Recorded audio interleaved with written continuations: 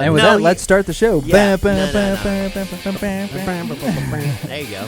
Hey guys, on Reverend and Reprobate this week, I have one of my dearest and oldest friends, Ben Thomas. Hello. Yes. Here with us, I am Dan Gibson, and my host is always Mr. Lucas Pinkard. What's up, America? Bless me. That's what I feel like the name of this show should be called. The Reverend and the Reprobate, episode 7. Minus Reverend. Less Lucas. I would say, hi, this show is about me and what I like. Yeah, Which and this week, I don't have anything. Well, yes, you do. You have Benjamin. I'm here. Yeah. Benjamin is. Ooh, Benjamin I have a new is. thing. Is, Okay. I do. is what you like. I have a Okay. new thing. So we're gonna start off with. Okay. We're gonna just erase sister and fiance talk, which was right before you introduced everybody. Sisters, fiancés. Okay. So you were talking about your so Uncle sisters, Calvin. boyfriends. No, we're just gonna stop. Yeah. When's Julia getting married? Like what month? January. And you guys just did the bachelor party for a January wedding? Okay, It does hold seem- on. does seem a I little early. misspoke. It was not a bachelor party. Okay, It was a bridal shower that she had on Saturday last week. I went to, so he had at the same time, which I gotta admit, after the fact, is brilliant. He had at the same time a Tool party where we brought over, like, I gave him a Lowe's gift card, That's cool. and I like that. Of course you do. And no, hold on. I think the idea of a Tool party for like your future brother-in-law like is great. 'Cause But you're you a don't tool. bring, yeah, because he's a tool, not because Here's you're a bunch bringing of tools, him you tools. tool. I just have a gift Nice. card a Right. card just that opens bring up and it says you. Yeah, just bring a body bag. Well, what's that for? I brought you a tool bag. This is for your body. No. Wow, No. that's actually pretty good. Thank you. Yeah. I have my moments. I'm impressed. That's I didn't. So- I didn't get the title Reverend for nothing. So I was not. Truth be told, I was not psyched about going out. You know, I've had. Okay. It's been a couple of long weeks. I was looking forward to some downtime, but it was my sister's. You know, it's my you're sister's. being a good brother. Yeah, It's my sister's wedding, and it's a thing that's related to it. So I gotta go. you gotta right? go. I Yeah. don't So know, I- I so sort I of get went- stuck in this role that they're in right now. Yeah. So I went. But I know what you mean. I dropped my wife off at the bridal shower. And I went to the Tool party, which was in the same city. It was in Coppell. I know it's a Tool party. It's, Yeah, no, it that's is great. funny. It is Yeah, funny, It's but great. I like it. it is funny. But let's wrap up the Yeah, laughter. no. Let's yeah. do it. Every time I Come say on. Tool, we're gonna go. Yeah, so good. Yeah, no, Danley is trying to move us along, Benjamin. We better follow his lead. Nice. So yeah. So Yep. the best part was my Uncle Calvin was there. Yeah. And I think anytime your Uncle Calvin is at anything, It makes it he's probably the best infinitely part better. of it. Yeah. But yeah, it was awesome. So we had my dad went to I don't know the name of the shop, but it was he got a bunch of German sausage. He got some German beer. Oh, okay, cool. They have at the place. I want where a we went, distance this from is- your beer consumption because I'm a reverend. Which is that? That's fine. Yeah, you're but sure. German root beer. Also, I wasn't there, so I don't know. Yeah, you weren't there. Yeah. German sausage, German beer. Nice. Are you German? No, Oh, okay. no. Scottish, right? You know what? Hold on. Irish? Truth be told, I don't really know why he went to go get German sausage or German beer, but it You're was super cool. random. But so It is was- your Were you guys like in Schlitterbahn area? Like the Is your what's it brother-in-law called? a German New tool? New Braunfels. Coppell. Okay. Yeah. well, is your brother-in-law Hold a on, German give me tool? a name of a German tool. That it doesn't relate to the Holocaust. I was just gonna go with Das Boot because that's the only thing I could think of. Das Boot is good. Yeah, and safe. is he a family Stein friendly. of some sort? Yeah, Oh, he was. wow. Yeah. No, his last name's Gerber. That's German. is it? it really? Sure. Even though it's the Und- whole Gerber baby is und go to American bed. Yeah, the Get out of Gerber bed. the Gerber baby is German. Actually, a lot Sure. of Texas was settled by Germans. Really? New Braunfels. Yeah, they did a lot of the engineering here. And also, I actually found out from I did find out. They built a lot Engineering. of the infrastructure. Yeah. Yeah, Texas is mostly German Texas. engineered. I mean, there's tons of Mercedes rolling around. Yeah. So supposedly, and I Yeah. heard this on Joe Rogan, so I'm so giving now, him so credit. now you know it's facts. It's fact. Yeah. It's internet fact. Joe But, Rogan verified by Wikipedia. But all of the barbecue here is derived from Germany. Is it really? Yeah, with smoking the sausage and all that stuff. Like when they came and settled here, they knew how to smoke. Sure. So that evolved into the American version of let's toss a cow in there. Of course. And we got ribs and brisket and Love it. That's great. I don't buy it. well, So you had a good I time. think Joe Rogan's Why being a don't- real wiener schnitzel about this topic. well, why don't you watch some of the stuff on the internet and you can come back with your own facts? Yeah, okay. What about eggs? What about eggs? That's from the ticket. Where's Yeah, that so from? that also seems very from the ticket because George DiGianni said to the guys on the T-Box, if you would look on YouTube and do some of the internet, research on the internet like okay, we so did. the same thing I did. Yeah, essentially. That's Yeah. horrible. Well done, Mr. DiGianni, with your internet research. Did you find a scholarly article on Blippi's YouTube? Yeah, I don't know. So anyway, So you yeah, had a so good you had sausage. it was good. My and favorite part. lots of German my stuff. favorite part was not knowing that my uncle from Kansas had driven down. That's cool. And we so had Calvin a, surprised you guys. So I probably shouldn't have been surprised in retrospect, but Mhm. it was a very good surprise. Well, that's cool. Yeah, as well as a couple of my other uncles I didn't know were going to be there. So I don't hate bachelorette parties as long as there's a dude party close by. But this is also That not ha- a that has some- bachelorette party. This is a Bridal wedding shower, This whatever. is a There's- tool there's party. This a whole big thing, difference. This whole thing is I don't care, right? Like I'm gonna be there for the wedding. I'm gonna support her. I'll be there for her, through this whole process. I don't care about the little dumb things in between. I'm just telling the truth. Such is life. Yes. Yeah. So I think you and I are in a unique position to give advice to Benjamin. Really? Okay. Yeah. Okay. Yeah. So your sister is seriously dating someone. Oh, yeah. This is man, true. We're gonna go into this. Wait. All right. Yeah. Seriously dating, or is she? They're she serious- she they're met this serious- guy. They're seriously dating. Okay. yeah. So but let's give me like a demographic. Where's your sister fall like age range? Because is she like, no, we're seriously dating, or she's like No, dating towards marriage? No, yeah, dating towards marriage. I think she's 20. I mean, let's give age. Yeah, range, right? yeah. So Yeah, 20. I would say 24 to 26. So she's 25. Dude, I'm the same way.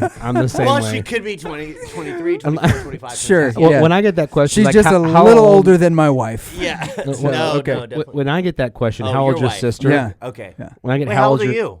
I'm 34. Oh, wow. All right. Let's Wow, go. how did you think I was? It's I don't know. the Nordic roots. Okay. Yeah. A mountain savage don't crack. I don't know. I don't know what the equivalent of that is. Okay, Okay.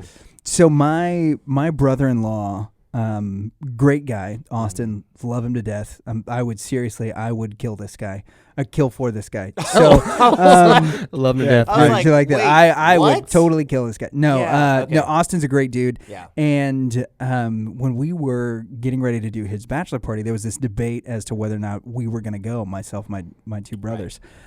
Well, when he made us groomsmen, and when we're talking with his other groomsmen, we learned like pretty early on, they have no idea what they're doing. They're like, all right, we're gonna go, have this bachelor party, and his buddy, who is his best man, called, and he was like, yeah, so I was thinking, I don't know, maybe we could like rent a cabin and go camping. We're like, first off, what that's chick not- said this? yeah, right. So like first off, it's not camping if you're gonna go rent a cabin and hang out for a couple of days. And then we were like, so what are your plans for hanging out for? It's like glamming. a Yeah, I'm all about it. Yeah. glamping? Glamping. Yeah. Glamping. Yeah, I'm Yeah, out. Number one, I'm out on glamping. No, yeah. I agree with you. Just because we know the destination, we haven't talked about what we're gonna do while we're there. Exactly. And I was We like, have so a what do you have destination. planned? There's step one, but like, what's the next? Are we fishing? Are we shooting guns? Are we? all the above. Are we doing crack? No, he had Well, card- minus that. he had card Definitely games. minus that. He had card ga- I mean, it depends. Do they drug test at your work? Yes. Yeah, no. No, they don't. I No, mean, they you don't. could theoretically. I wouldn't recommend it. No. I would not either. Yeah, no, it's Don't try crack. It's bad. Don't try crack. So anyway, the whole thing with there you go. There's another with quote. the weekend. Heather. Yeah, don't try crack. The reprobate says, "Don't try crack." Great Um, quote. Great quote. Yeah. So the entire weekend was going to be, we're going to hang out and play games, but we didn't have anything to do. There were no games to play. This poor kid had no plan at all, so we had to. How old was the kid? And this is the best man? Yeah, he was like 22, 23. the same age that we were when you got married, and we did awesome stuff for your bachelor party, and then also for my brothers for their bachelor party. There's a whole lot of stories about that. So too. this weird thing happens where the onus falls on me and my brother to plan my brother-in-law's bachelor party. Mm-hmm. And it's just so that's actually kind of best case scenario because you can control the outcome. Sort of, but it's still it's sort of awkward going to do this guy's last hurrah. We didn't know him very well at the time, so we just essentially planned to do stuff that we thought was going to be fun. It's like you're going to sit here in the corner of this room and we're going to aim shotguns at you for the weekend. Yeah, so there was a lot. So we decided to get some tannerite. So, which is a binary explosive. It was great. Start. And we took it and we put it in a 3-liter bottle that we filled up. So it was like 2 pounds of it. And we ended up going, I called his uncle. We went to his uncle's place out in the Brazos. And so we've got this, the Brazos River is right beside us and it's flowing. All of us slept in hammocks. So it was like rugged. And so the Brazos River is flowing. There's people tubing beside us and we were blowing up like these little half-pound things of tannerite like up on the hill, and they're like, there's people down here. Yeah. There's people. What are you guys shooting? We're like, a cannon. And so we move over and there's this like trench that's cut out, and in this cutout trench, and sorry Uncle Steve if you're listening, he's not my uncle, he's Austin's uncle. Yeah, but there's like this also he's not listening. Yeah, there's this mid-70s Toyota that's just sitting there. And so we take this 3-liter bottle of Dr. Thunder, we fill it up with tannerite. So we've probably got 2 pounds of binary combustible in there. Dude, Austin had a killer bachelor party and far. We shoved it underneath the engine block. No. And then Austin shot it, and it was the scariest thing that's absolutely ever happened in my life, because it blew the engine block up and over. Like it split it in two, it blew it in opposite directions, covered us, and we're probably a good 50 feet above this ravine, just covers us in dust, and that's baller. Is probably the single most terrifying thing that's happened at definitely at Austin's bachelor party. So the other thing that we did, because nobody else, they were like, well, we don't want to do anything that'll like, we want it to be fun for him. We don't want to like hurt his feeling. I'm like, oh my gosh. His one feeling. Yeah, his one feeling. So singular. Yeah, can we all just please get over this for about 30 seconds? So we took my brother found a 15-pound bowling ball at a garage sale. And as you do. And we bought the, I've done that. Yeah, we bought the bowling ball. No. I'm like, when? No. We bought the bowling ball for him, and then we took it, and so I had the bowling ball, and then we bought this really long chain and shackle. And anytime we had to go into town for anything, he had to walk around with this giant ball and chain. That's awesome. That he had to carry. And so we went and ate at Babe's in Decatur, I think, on the way back, or Sanger, or whichever one. Yeah. That's great. And so Austin had to walk in there with his ball and chain and reserve a table for all of us, and it was awesome. Meanwhile, his friends are like, "Are you guys sure you want to do that? This seems really mean." Like, he's getting married. Right? We raised the woman that he is going to marry. Yeah, if you think this is mean, you have no idea what's going to happen to him in 48 hours. Just wait. I used to get frogged by this girl. Yeah, like she is as a adult male, she would run up and punch me in the leg. Right. Like she's awesome, but she's also like the living worst. So it's sister? Not. Yeah. Oh man, that's the worst. No, she is. She's awesome, but she's the worst. Okay. Yeah, she really is. She's an incredible woman. She's a phenomenal graphic artist. She's got a great singing voice. She is amazing in every way possible. But she was raised by 3 older brothers. Yeah, and so we who are also pinkered older brothers. Yeah, we didn't teach her, like our mom tried to teach her how to be a lady, and we tried to teach her how to be awesome. and a lot of times that was not in line with what my mom's instructions were. So yeah, like she learned, she was kind of one of the guys for a while until she went to college, and then when she went to college, she became Mrs. Montgomery. Yeah, she wore her first dress, and well, there you go, and it stuck. Yeah. There, but you did your part as an older brother. I think yeah, that's good. I did, but it was a little awkward having to plan the bachelor party for my. I think it's kind of best case scenario though. Yeah. Because you're in control of it. So there's some good points there's some you can make sure that there's no other women around that weekend. Oh yeah, that was gonna not be happening. Yeah, no, like that's no good. problem. Yeah, no, that's good. But that actually brings up something that I was wanting to talk about, especially with COVID-19 right now. It seems like I thought you were gonna cough right when you said that. No, I had a burp. Oh my gosh. Especially with COVID. Literally, I thought that's what you were gonna do. No. Oh man. Okay. I don't know if I'm alone on an island in the world, but I've got a lot of weddings going on around me. It seems like with everyone living together in close proximity, it seems like maybe there's a little bit more romance going on than usual. But I think bachelor parties are something we should talk about, of how COVID has changed what we can do, what we should do, especially with some men wanting to avoid some of the pitfalls of, the typical bachelor party thing to do of going to a strip club.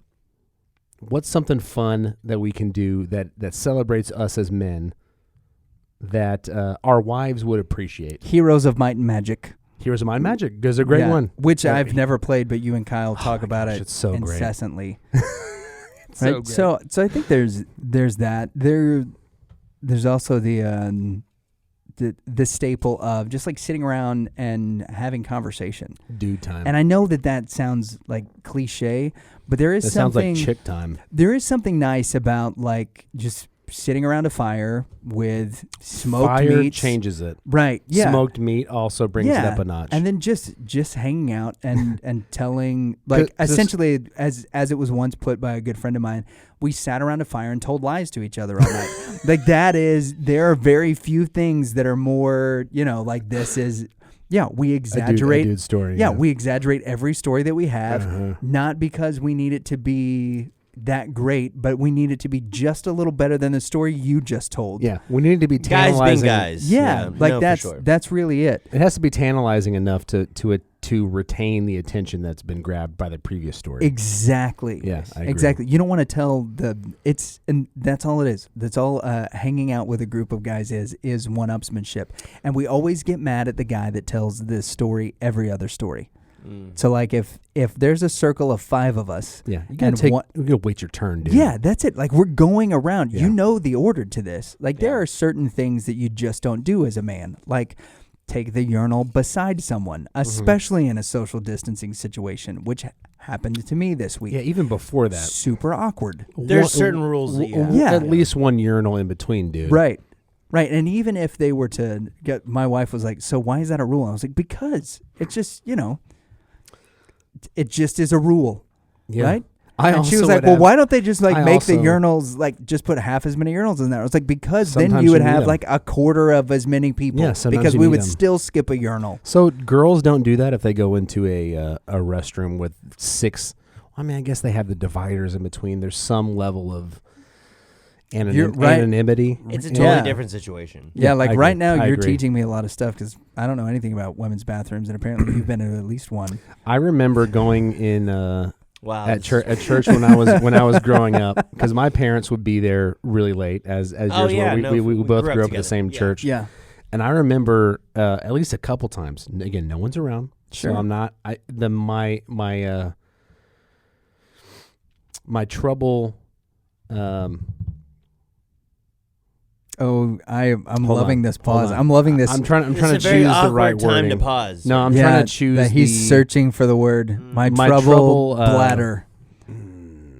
Trouble with perspective. No. Okay. It's how likely I'm gonna get in trouble, and then to what severity. Oh, okay, gotcha. Okay. Yeah. Again, there's a perfect word that's escaping me, but I'll move on. Yeah, no. So we would. I'm willing to let you flounder. It would be, the church is empty, and then I remember like my brother and I, maybe just me. I feel like you went with me sometimes, but I won't throw you under the boat, but under the bus. But we went. I would go in, and like they had this whole freaking setup. Like I'd walk in, and there's like a couch, and like a little.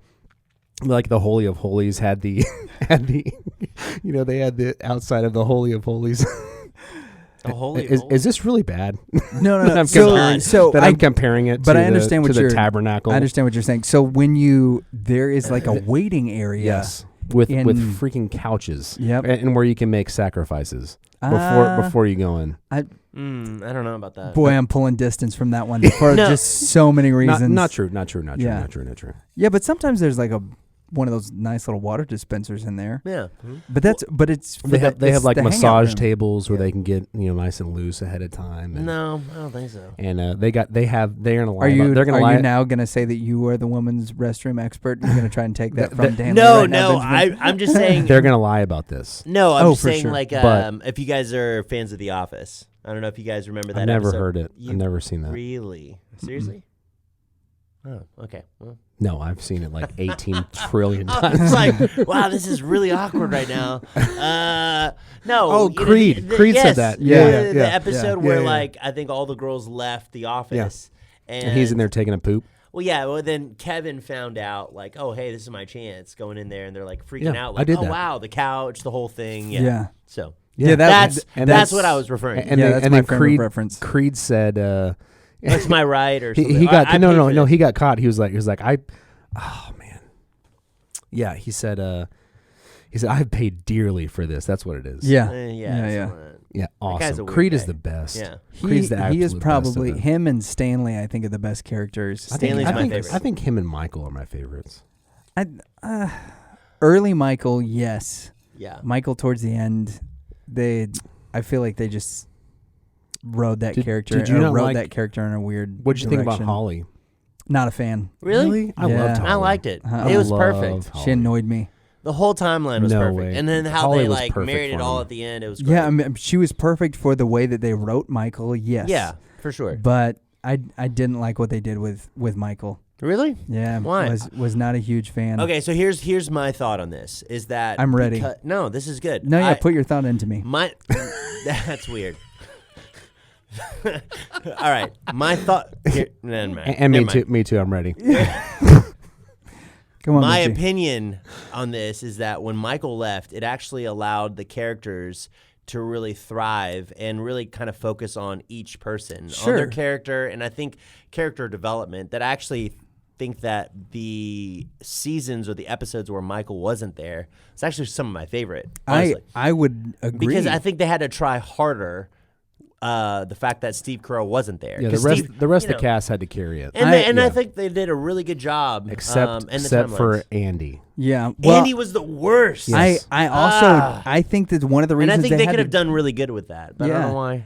But I think the reason they had to do that is because they had written Michael Scott towards the end of his run on The Office. He became a bad character. They wrote him into this weird corner where he became very like he was like one-dimensional. Yeah, I'll have to rewatch it again with that lens. Yeah, because like the first like 3 or 4 seasons are great. Yeah, and then like the way that they continued to write his character, they just made some very odd decisions that kind of like how so turned me off of him. He, for lack of a better way to put it, like he goes soft, but in like the wrong direction. Like he doesn't in the beginning. He goes soft because he's got like a heart to do this and for everybody to love him except for Toby. And when we that was great though. Well, when we lose, he loses that edge. Okay. Because like now there's not the Toby character for him to fight against, and so he loses you don't see that part of him anymore. So now you've lost a dimension of the character itself because now he's not like, oh no, we're not doing anything that Toby wants to do. I hate Toby. So when you lose that part of the character, well, now you've lost a big dimension of who he was originally, and now he's becoming softer and softer and softer. And I just think they wrote him into a weird corner where their options were to write him out or to stop the show. And I think they made the right decision by writing him out because the other characters were more dynamic. But and I do give him more options, I think. And I do remember reading that Greg Daniels, I think it was Greg Daniels, made the call to end Michael, where Steve Carell was up for more seasons. Yeah. Which is really odd. Interesting. Really odd that he was the number one. It would be like ending, oh gosh, I don't know how to compare that. I don't know. It would be like ending Friends and killing off everybody or something. Well, yeah. Like, I mean, you can continue this cash cow.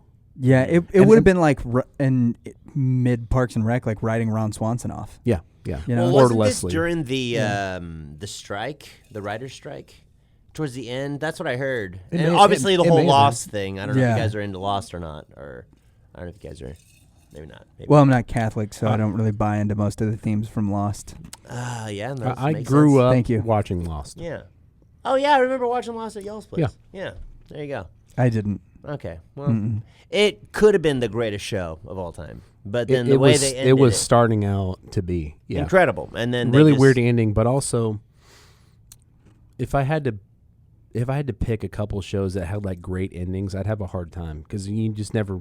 I'm never happy with how it ends. No, I would say The Office is probably. I would say The perfect Office ending. wasn't bad. I think the original ending It for wasn't bad. Oh, it was great. Arrested Development which one? was great. Arrested Development. Yeah, well, no, if you look at, if you would have ended it at season 3 where it ended originally, Yeah, then I think that's good. The extra seasons have been a little weird. I was championing the return, and then I It was got just like, really oh, man. weird, Yeah. really Yeah. quick, Yeah. and it was just Which odd. I still want a 6th season. It was. I have not watched the 5th season yet. Yeah, I know. I think it's a waste It's of time. different. It's the same kind of characters, but it seems like all the spirit's gone. It's and- just weird, man. Yeah, I it was agree. already kind of weird, I and then they agree. just took it too far. Yeah. That's Agreed. my thought. Yeah, and I think in the current climate, doing a 6th season, especially with David Cross Unwise. going the direction that he has. yeah. Yeah, there's hardcore. no way that you can do it and make it still be funny. I think that there's a lot of those people on that show that don't have the ability to laugh at themselves or anything anymore. Also, I would say Friends is I would say pretty. The ending. Yeah, it's great. I liked. don't really I don't know if the you guys ending. remember. It's pretty old. But Yeah, I liked the ending to Seinfeld. Do you remember that? Where like all the people Where they go come to on jail? and they're like all the people that they've been jerks to their whole Yeah. like the whole Yeah. show. Yeah. Yeah, I thought that was pretty genius. I remember was that great. from when I was growing up. That was great. Well, hey, yeah. let's transition Okay. to something. Well, I was gonna say something we like, but let's look at favorite guitars you played, because this is something that we're all musicians. Now, you are a bass guitar player, different breed. which is Yeah, which that's is true. different, as It you is. have you pointed out Yep. very often. When I say you're a guitar player, you go, "How dare you?" Yeah, I'm not. Unless I'm you're not a good Victor bass Wooten, player. and then you Ooh. do basically strum the bass, or not. I mean, no. Victor well, Wooten. you know what I'm talking about. He thumps and he sweeps, but he does not strum. Well, you know what I'm talking about. So he doesn't I have know- a pick. I know that That's you the just distinction. He doesn't need a I know that pick. you Yes, just yeah. misappropriated You- bass you- culture. I'm so sorry. You besmirched him. Yeah, I'm so sorry. yeah. He even says in his lyrics, "My name is Vic. I'm gonna do a little trick. I'm gonna play my bass without using a pick." Is that his? My name is Victor. The name No, of the song? that's me and my bass guitar. okay. Nice. Yeah. What's the name of the song? It's like, my name is Victor. He's got a song about that. I'm About sure his he does. name? Yeah. You like spell it? You're really making Victor Wooten sound like he wrote like Sesame Street tunes. He's actually My pretty name awesome, is but Victor V. Some of the lyrics. Nice. But some of the lyrics are, you don't listen to his music for the lyrics. Typically not. yeah, it's I more so don't. for the music. And we Music don't. appreciation. You were at that Victor Wooten concert with me, right? Where it was like us and all the guys from Crimson Fall, and we took our dads to the because Well- all of our dads. Crimson Well, I Fall. wanted At to least bring could- my dad. Oh yeah, what happened? I don't remember. Oh. He said no. He had something going on. Oh, cool. It was a bummer. Thanks, Greg. Yeah. But Victor Wooten talked in the middle What? of his Victor Wooten talked in the middle of his set about this conversation that he had one night with music.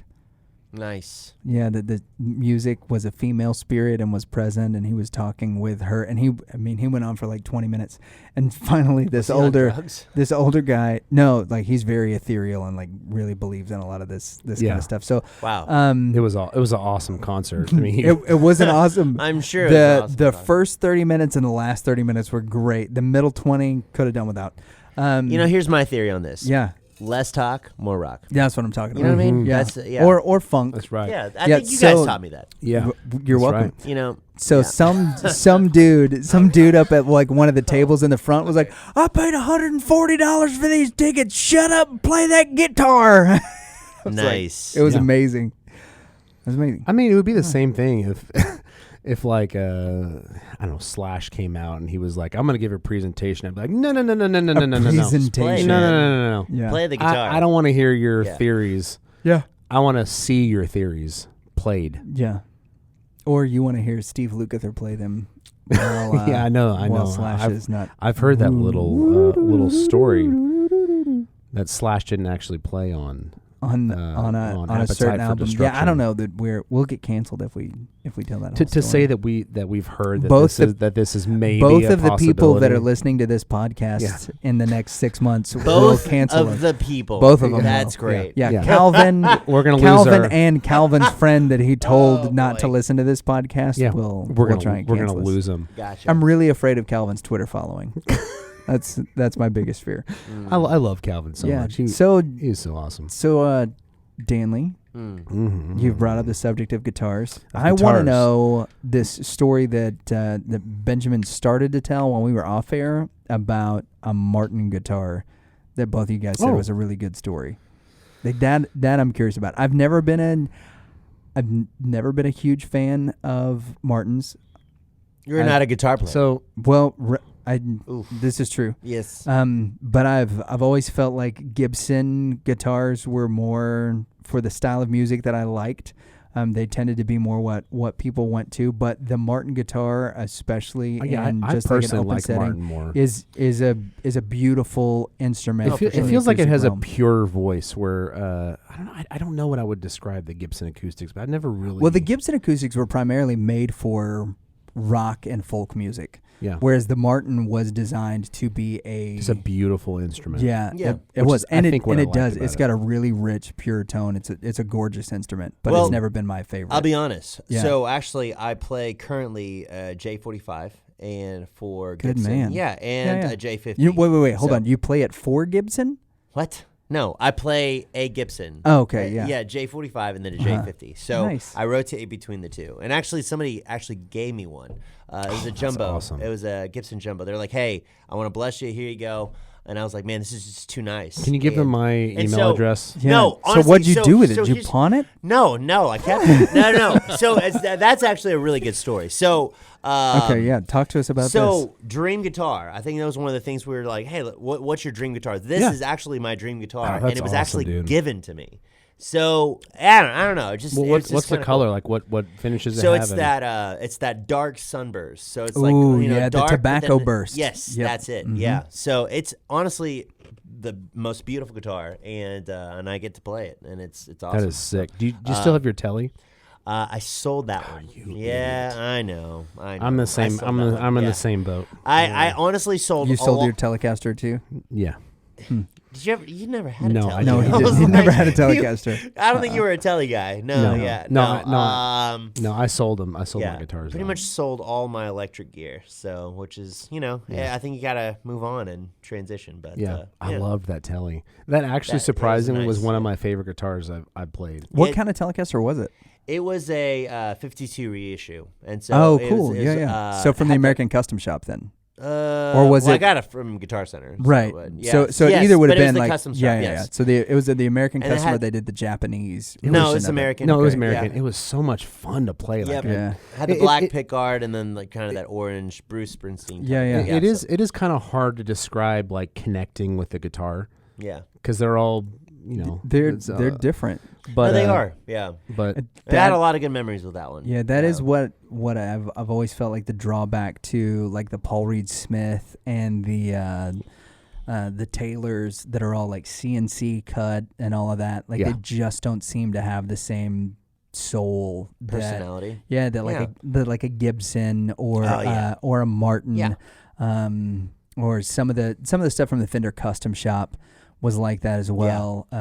G&L's stuff really had a lot of like feel and soul to it because all of that for the longest period of time was still handmade. Yeah, there was a guy named Enos that worked at the factory in Nashville for Gibson, and he cut all of the necks for every Gibson electric solid body guitar for like 40 years. Wow. Every neck went to this guy named Enos, and he took it and finished the polish on it, and That's awesome. Then sent it away. It's pretty cool. It's just like Monk when. Oh my gosh! You guys have ever seen Monk? But like I'm familiar with Tony Shalhoub. Yeah, he opened his shirt and he knew like the inspector that inspected his one shirt that he wore, and it had a new inspector, and he was like, "This is wrong." And then he traveled down to Mexico to go find her, and it turned out someone had killed her daughter, and she needed someone to solve the murder, and he did, just to get her back to making T-shirts that he could wear. Yeah, because he was like a completely like obsessive compulsive, right? Yeah. But so somebody gave you your dream guitar? Yeah, somebody gave me my dream guitar, and then actually this other guy gave me a I think it was a J45 as well, and then I actually gave that to my cousin who's actually in India, and he's a worship leader over there. That's awesome. And got to use that, and so which is pretty cool. So he's rocking the house out there. Yeah, honestly, the guy was in tears. He's like, obviously they can get that type of stuff. He's like, about $2,000. No, but here you go. Yeah, so, but to the story on the Gibson, the Martin. So this was actually a graduation gift from graduated college, 4 years, and it was like this surprise party. And one of this, I guess, it's basically community of people that have been around me and supported me and helped me on this journey of life. They were all there. I was also there. You were there, yeah. Your parents were there. This isn't something that like Benjamin texted you that happened and then didn't invite you to? Yeah. No, so actually, because that's what he did to me. I got a random text message. Oh yeah, I don't know if you were like, invited. I'm so sorry. No. Benjamin sends me random text that tells me about like important life things that are happening to him, and then doesn't invite. Hey, bro, I'm getting married. I'm like, that's awesome. Don't hear from him again. Then he's married. Like no invitation to the wedding. He just wanted me to know. Oh man. Hey, I know that you're not married, and it doesn't look like you're dating anybody, but I'm getting married. Did I really do that? Oh yeah, I've still got the text saved. Scoreboard. Shut up. It was awesome. No, I won't. Way. No, I think it's awesome. Did I? So I really did text you and you hadn't texted me in months and just said, "Hey, I'm married." You started a conversation. Hey, bro, I'm getting married, and I was like, "That's awesome." Yeah. And then you didn't text me back, and I got no invitation to the wedding, and then nothing for years. Are you serious? Yeah, it was cool. It was awesome. I still have like this wound that salt and lemon juice has been poured into that just has the name Benji on it. Bro, I'm so that is no. worst. You don't need to apologize. That's the worst. You know what? Here's the thing. You know what it is? It's par. It's par for the course in our friendship. You know what? I would say that makes sense. This is what I told Danley, that like Benjamin has gone from a cordial acquaintance to a contemptuous frenemy. Like that's been the course of our relationship. But now it's blossoming. Into something great. No, here's the actual honest truth. I appreciate that prophecy. Honest this truth, will blossom though, into something great. It could be. I think so. Yeah. Honest to goodness. I'm determined. I'm determined for all of my closest friends to become close friends. That's a horrible idea. Wait, what? Why? Say that again? I'm determined for all of my closest friends to become close friends. Oh yeah, no, that's a good thing to ask. That's a good thing to ask, but I don't know if it's a great thing to determine. It could be. Yeah. Like friend mixing is dangerous. Yeah. Can be. Yeah. Or could be a good thing. Networking. No, but back to the thing. Back to the thing. Yeah. I probably keep us on track, Benji. No. I probably was going to invite you. Most likely. I just totally forgot to send I didn't mean like the height requirements or something for people that were going to get to come to your wedding. Possibly. Yeah. But no. You had enough mountain savages at your wedding that you were like, no, we're not going to add one more. That's so sad. I'm just digging. I know, that's what I was like. Just digging a hole. So I didn't even realize that until we had talked about bringing you on the show. That's we were horrible, sitting on though. Danley's back porch. It's not horrible. No, it's not at all. We were sitting on Danley's back porch, and I was like, we were just talking. I was like, you know what? I'm going to text Benjamin to see whether or not he texts me back, because this never happens. Benjamin never texts me back. Even when he had good news to rub in my face, he didn't text me back. You back. Yeah, dude, that's he just wanted me to know. So then you do text me back, and I'm talking to Danley and my wife, who is awesome and super hot. So scoreboard me. Nice. Yeah, you're welcome, myself. So me as Kirsten, and then Danley and Heather back there, and I was like, so Benjamin texted me back, and then again, I was like, you know when the last time he texted me was before this? And Danley goes, no. I was like, to tell me that he was getting married. And then I said, that's awesome. And he said nothing to me afterwards. And Danley was like, no way. And so I passed my phone around, and he's like, now we have to have him on. When did you guys get married? Was that 2011? No, it's 2013. So, 13. yeah. So, It was July 13/13. So I mean, 7/13/13. You make your own luck, you know. Yeah, I remember Danley's encouraging words to you about your long distance relationship. Do you? No. Yeah, What did he say? Yeah, when you first. By the way, hold on. He has amazing recall. Because I will have said something like 10 years ago. This is super scary, but yeah, no. Go yeah, ahead. you're welcome. So when you first ordered the postage stamp for your wife was she from Ohio? Oh my God! You got a mail order bride from the Midwest? No, that's not true. No, it's not true at all. Washington. Northwest. Yeah, she's from the north, same region as Randy Stote. So when you and her were first talking and dating, you had this concern, and we were all hanging out. And you're like, well, I just don't know if I can do the distance relationship. It's so tough. And Danley looked at you and he goes, "Bro, look at me, Kyle." And that's all he said. He just said Kyle. And you're like, what does Kyle have to do with anything? And you're like, wow. And Danley just looks at you and he goes, Kyle did this. Kyle pulled off having a long-term relationship. You can totally do this. You know what? I actually remember that. That sounds really judgmental on my part. It wasn't. Kyle. It was. You know what? It was love Kyle. He's great. Hold on. By the way. Yeah. Hashtag pray for Kyle. Pray for Kyle. He's got bathroom issues again. That poor guy has the bubble guts more than any other human being I've ever been around. Dude, I sent him a care package with kale pectate. Mm-hmm. And Prunes does the opposite, right? Yeah, so that was the problem. So we had Kirsten and I sent him a bottle of this stuff called Emitrol, which is supposed to just knock out all like nausea and bad bathroom and the whole thing. And he said it didn't do anything but make it worse. Well, I'm sorry to hear that. Yep.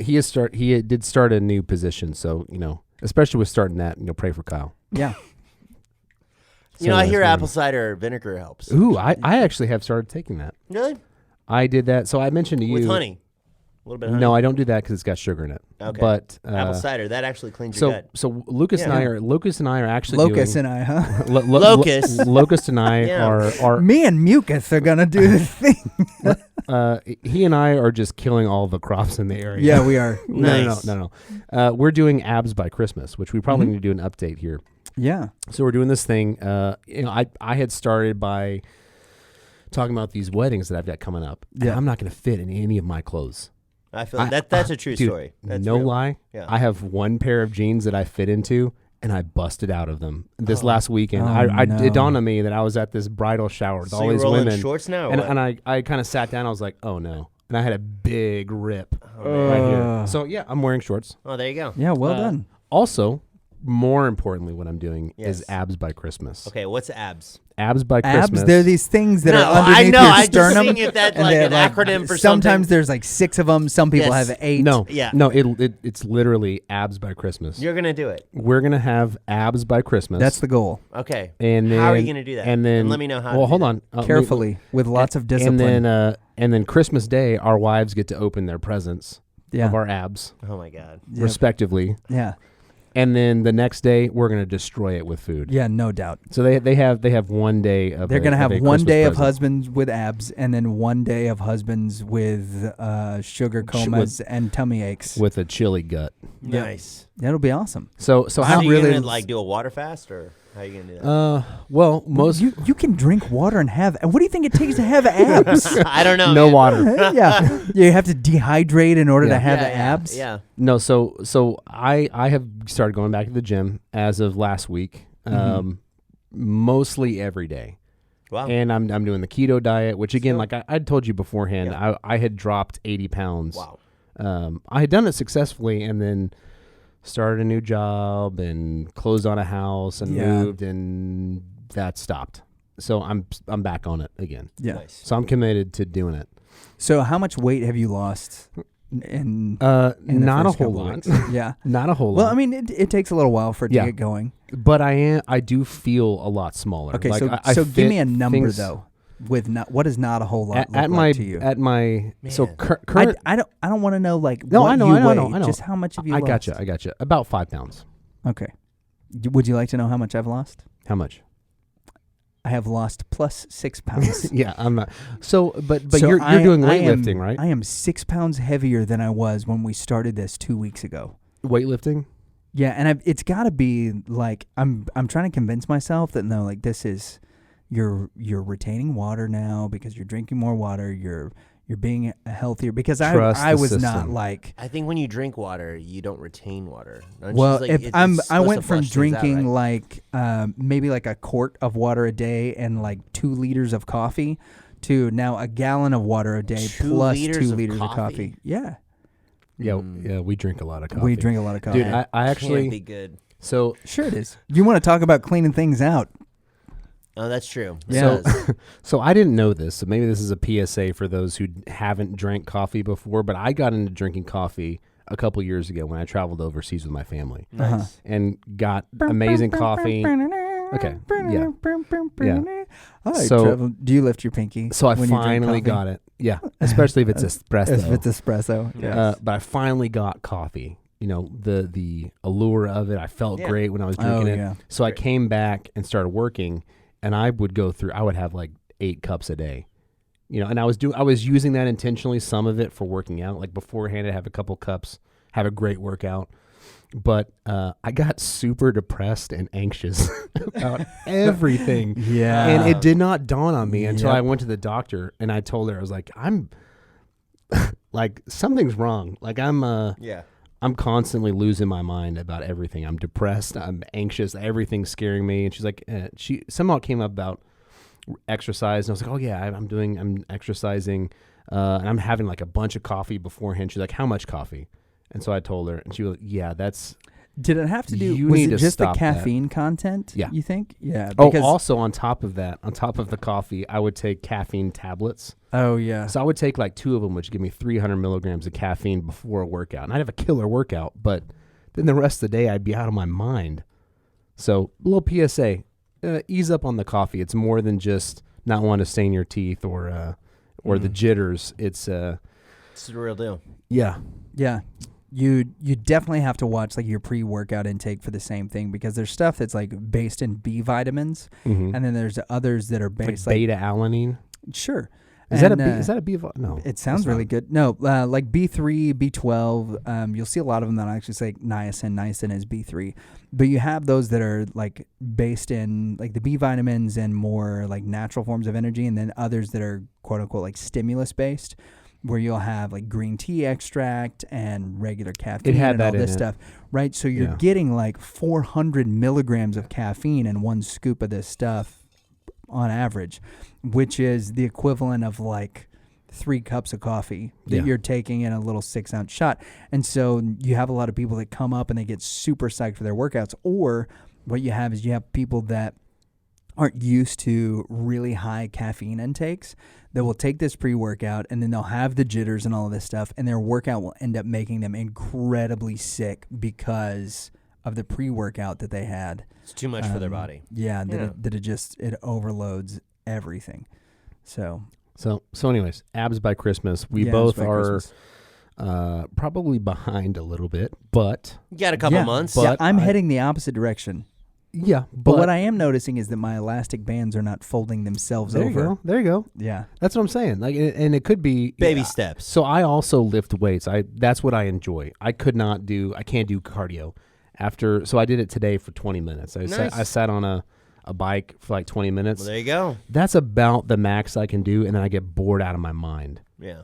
So I went from that and went and did arms, lifting weights. I love that. I could do that. Yeah. But also the problem with that is you're going to start putting on muscle mass, which...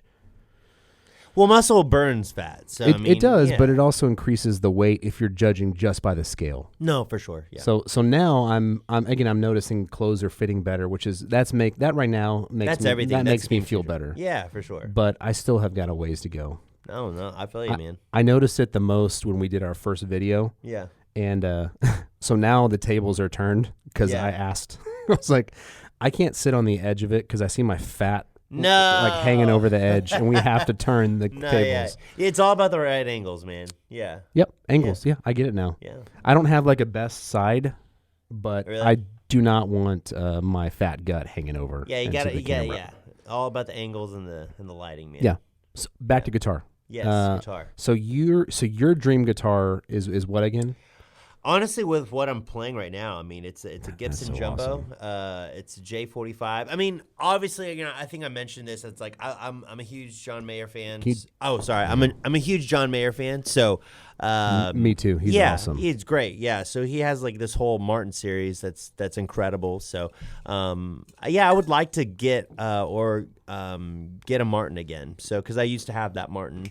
We got off track. Yeah, there was a story on that. Yeah. Welcome to the show. Yes. Where we get off track on everything we want to talk about. No, that's great. Yeah. But I think we try to make it as interesting as possible. So, but if there is a rabbit, we'll chase it. Yeah. So what happened is for your graduation, your parents, your parents wanted to get you a guitar, and they had a budget, and they talked to me about it.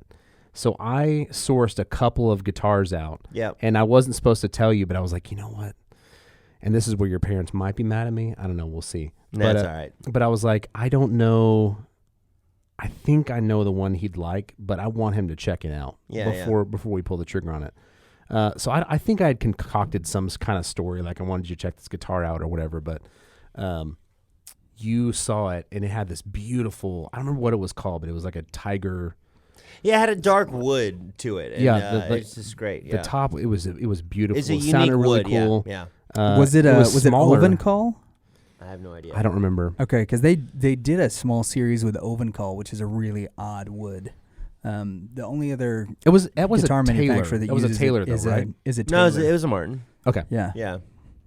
But anyways, so gorgeous wood. So your parents got you a super awesome guitar as a surprise that you had a hand in picking out. But I think that's important because a guitar, I mean, it's a relationship. You play on it, you use it a lot, and I think it's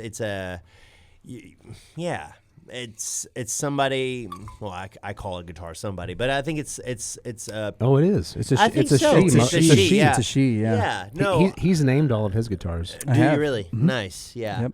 So, but yeah, I think it's a real big decision that you gotta make sure it's the right fit. Yeah. So. Yeah. That's even though that's it's true. maybe a nice high end guitar, it might not be the best fit. So I agree. So I want to chase another rabbit here, if we can. So you said that you sent it was a J45 that you sent to your cousin in India. Yeah. All right. So I was there actually in India. Okay. I didn't send it because shipping would have been like crazy expensive. Right. It's a nightmare. Yeah. You and Carissa went there not that long ago. Yeah. Right? We went on a missions trip through our church. Went over there, but then. Year before that, I went for an Indian wedding, which was incredible. So Indian weddings are like 3 days long. So my sister just went to one that was in like a small palace. Oh, nice. And it was great. And so she took a hike up the Himalayas. But more specifically, I'm wanting to know, so your cousin is a worship minister at a church, I'm guessing. Yeah, he's a musician over there, yeah. So how does that differ than the church in the United States? I've got a great friend of mine, Stephen Prabakis, who is a missionary from India that has moved to North Texas to help Indian immigrants in North Texas plant churches and to grow in discipleship and to reach other Indian people, because this is a place where a lot of Indian people are immigrating because of the tech fields and things like that are here, but also because because Texas is awesome. Well, yeah, and it's one of those you can see, we talk a lot about like demographic heat maps and ethnic heat maps and things like that.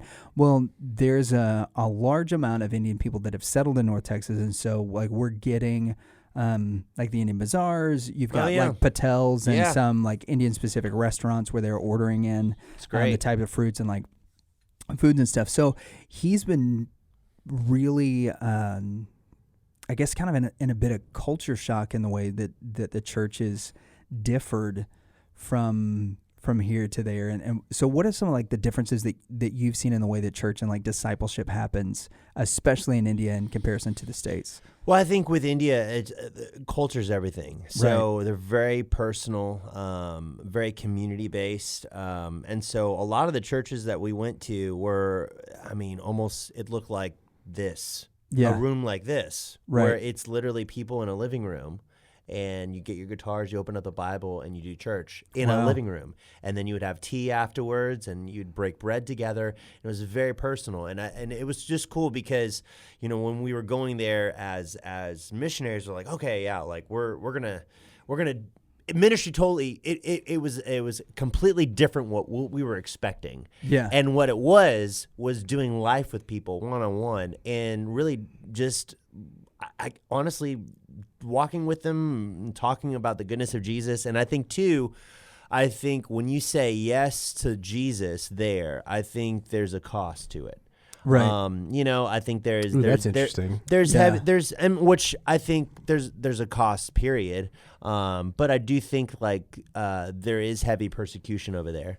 And I think, for them to say yes to the Lord, and it's like a lot of times it's the churches are not necessarily registered, or they're they're a little bit smaller groups. And, it was a really great experience. And so, but just for ministry wise, it looks very much the same as we do here, as far as the word, worship, a message, altar call, the whole thing. And so, and there's a lot of churches that are over there that are growing that, they're, obviously COVID and everything that's happening, they're online, they're streaming stuff, so there is some freedoms that are there as well too. Yeah. So that's the COVID in particular is one of the things that I wanted to kind of address, but I think I don't want to step on Danley's toes. It looked like he had a question. Oh yeah. It was going to be another question. Yeah. Not a follow-up. No, go for it. I did want to ask, because it's been years since we've talked about it, but your grandfather had a big hand in the Baptist movement in India. Is that correct? Well, actually, Pentecostal movement. Yeah, Pentecostal. Okay. But yeah, no, I would say so. He basically planted and launched hundreds of churches, specifically in North India, and so majority of the majority of the Christianity in India is south. Right. And so there was a lot of persecution up in the north, and he's like, you know what? I'm taking ground for the kingdom. And so, and he's not afraid of anybody. And so basically, trained a bunch of pastors, started and launched dozens and dozens and then hundreds of churches over there. And it was pretty incredible. So what he started and what he built, and honestly, his legacy still goes on, where my uncle has a church there, and then my other uncle is actually is this your cousin? Your uncle, but is that his son? That's cool. That's over awesome. There. And then another one of my uncles, he's actually the president of the organization and is basically leading the charge on it. So that's awesome. It's pretty cool. Yeah, because in South India, from what I understand, we often think of William Carey as the first missionary, but he was actually the first Baptist missionary from the UK over into India. But the first missionaries to India were guys that were Lutherans that had come from Scandinavia, and they were less thought of as missionaries and more thought of as translators, because they took the Bible and translated it from German. Viking translators. Right, yeah.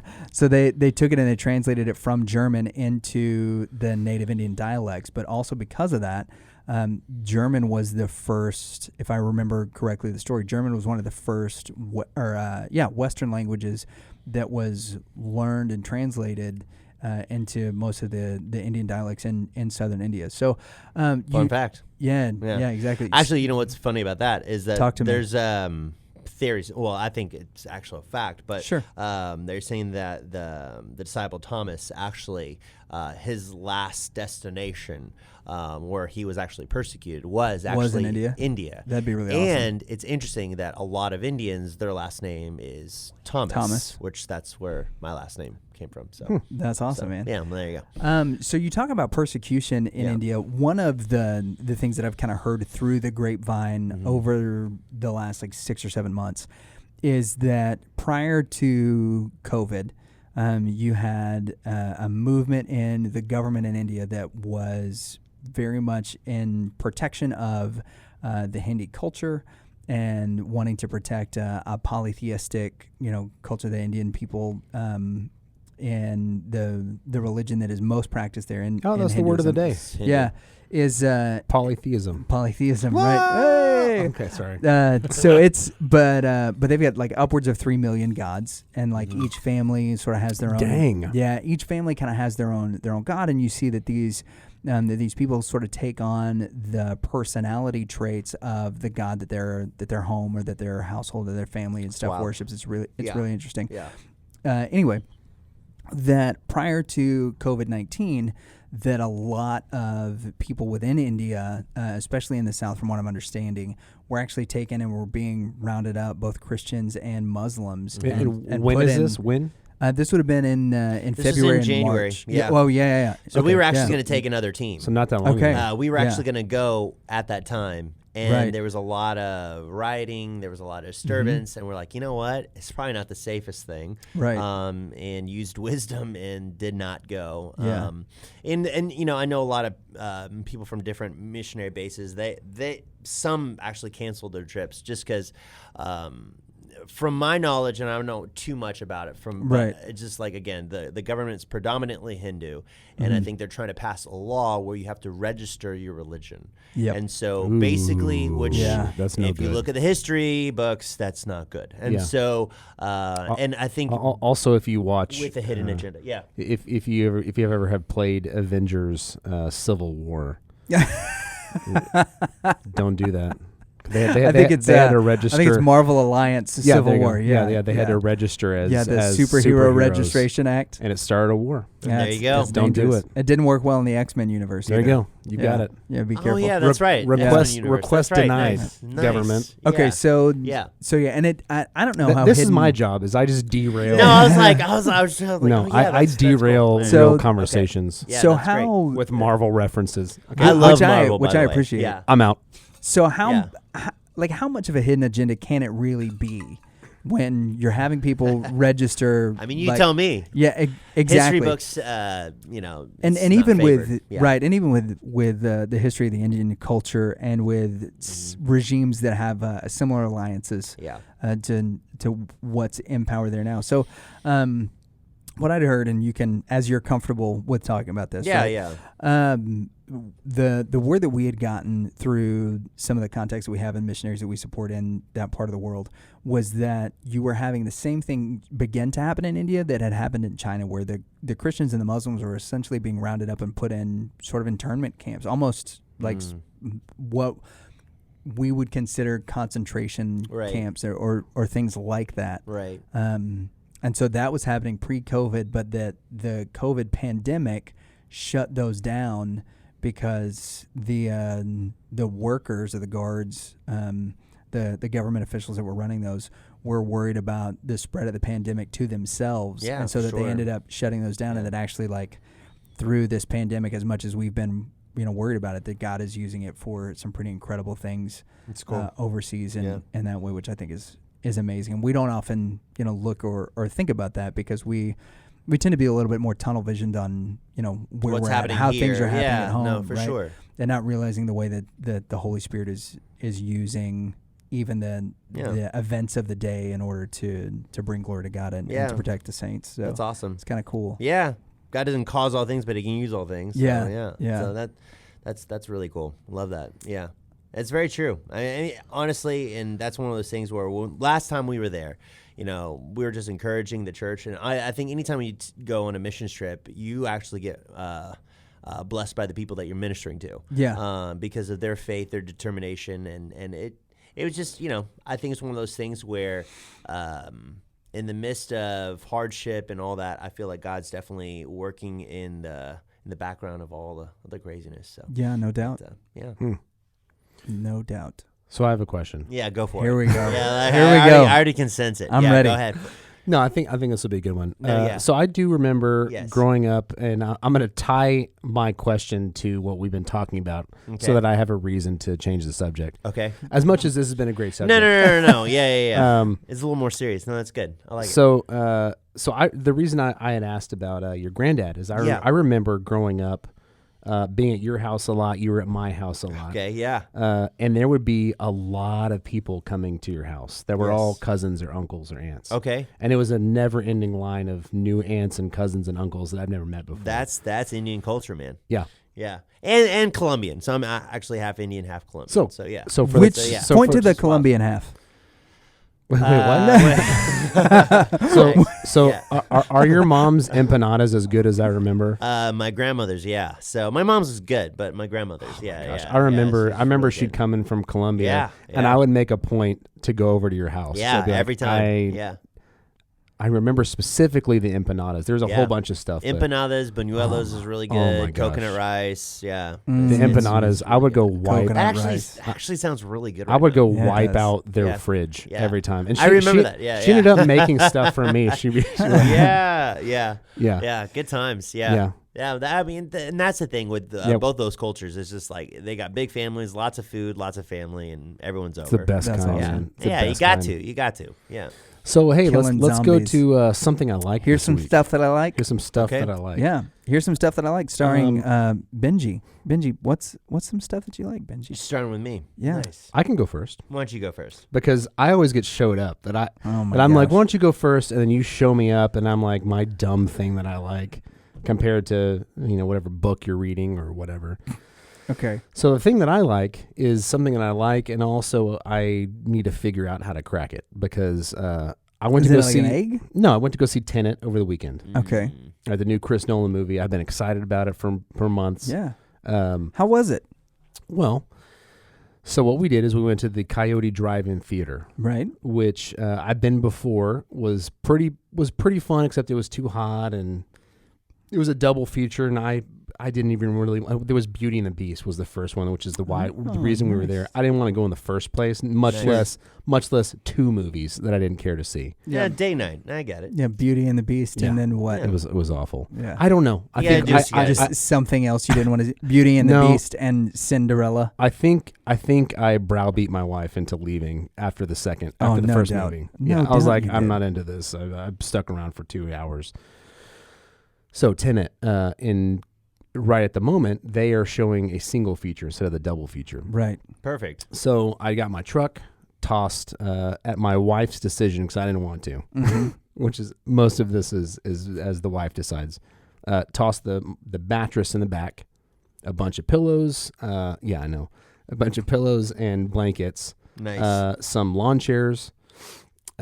And we went out there, backed in. It was beautiful. You know what? I always go to a place with a mattress and some lawn chairs. Yeah, I know. I'm not selling this very well, but it's pretty sketchy. I'm getting to the point. It really is. Yeah. Like this is something you can do as a married man, but not as a teenager. Yep. This is perfectly acceptable. Yeah, if my teenage son was loading up a mattress and some lawn chairs, I'd be like, "Hey, buddy." He did. Well, I don't know what you think you're doing. Get back in here. No. Yeah. For sure. He did. So, but now I'm married. Now you're married, and it's a different story. And you go to the drive-in theater, you back in. We got popcorn and all this stuff sitting down. It was so comfortable because, it was like 68 degrees or something. Yeah, it was nice. Perfect. It was nice this weekend. Perfect weather. So I just fell asleep. And they kept trying to wake me up, and I'd wake up for a little bit and watch. And I was like, no way, this is too good. Fall right back asleep. So the thing I like is this is my new favorite way to watch a movie. Asleep? Because it's amazing. The atmosphere was under the stars. I get it. Yeah. You being asleep watching a movie is the way that you have always watched movies. That's actually really true. That's fair. Yeah. You would always fall asleep on movies.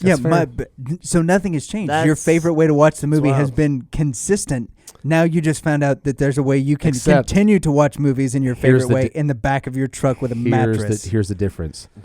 I paid a premium to do that. Oh my gosh. So here's my question with your lovely story.